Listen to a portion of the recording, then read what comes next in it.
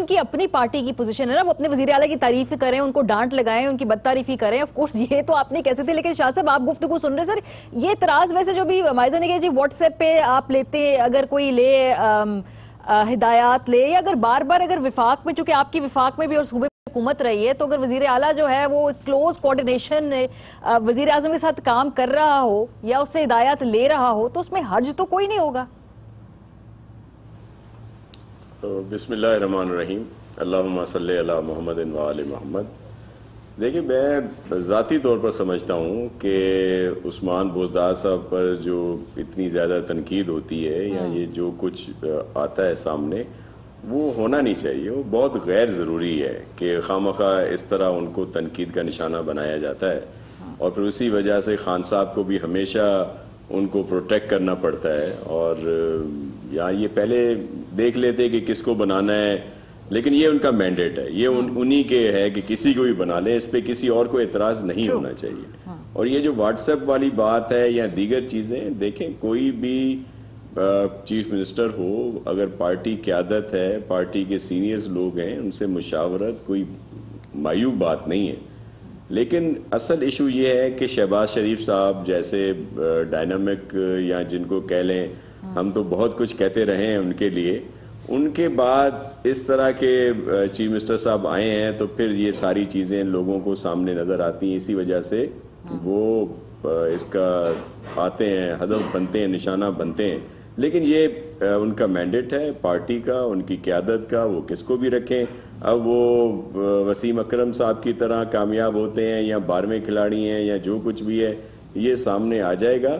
اصل مسئلہ یہ ہوتا ہے کہ دیکھیں, جہاں پہ مینڈیٹ یا اس طرح کی چیزیں سلیکٹڈ, جس طرح ہمارے چیئرمین صاحب نے پرائم منسٹر صاحب کو کہہ دیا تھا, یا جہاں پہ اس طرح کوئی سلسلہ بنا کے جب اس طرح کی چیزیں آتی ہیں, جہاں پہ آپ کا اپنا کوئی مینڈیٹ نہیں ہوتا اور پھر کسی طریقے سے آپ کو دلوایا جاتا ہے, تو پھر اوروں کی مرضی بھی بڑی ہوتی ہے. لیکن شاہ صاحب یہ مجھے بات صرف سمجھا دیجئے کہ جو سندھ میں مینڈیٹ ہے وہ جینون ہے آپ لوگوں کا, اس میں آپ کو پہلے سے زیادہ سیٹیں ملی ہیں, وہ جینون ہے, وہاں کوئی سلیکشن نہیں ہوئی.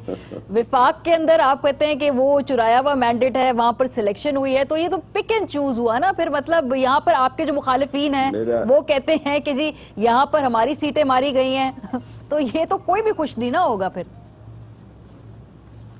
عرض یہ ہے ماریہ, دیکھیں آپ ہمیشہ الیکشنز میں بھی مختلف جگہوں پہ گئی ہیں, آپ تو بہت ایکٹیو ہیں, پریکٹیکل ہیں.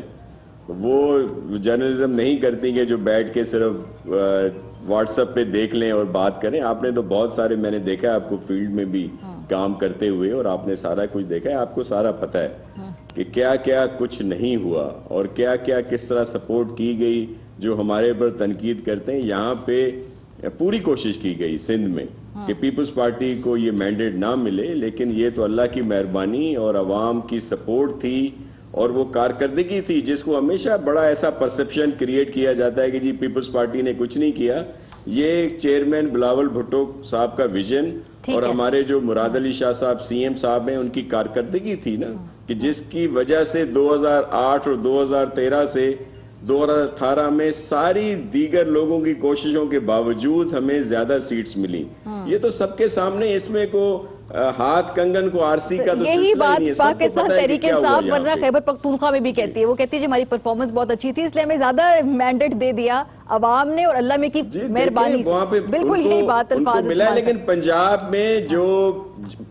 میں جو کچھ ہوا وہ سب آپ کے سامنے ہے کہ کس طرح کی چیزیں ہوئی. تو میں بھی یہ وسیم اکرم کسی اور کا ہو. اچھا چلے, یہاں پہ چونکہ آپ نے وہ بات کی, اگر ہم شام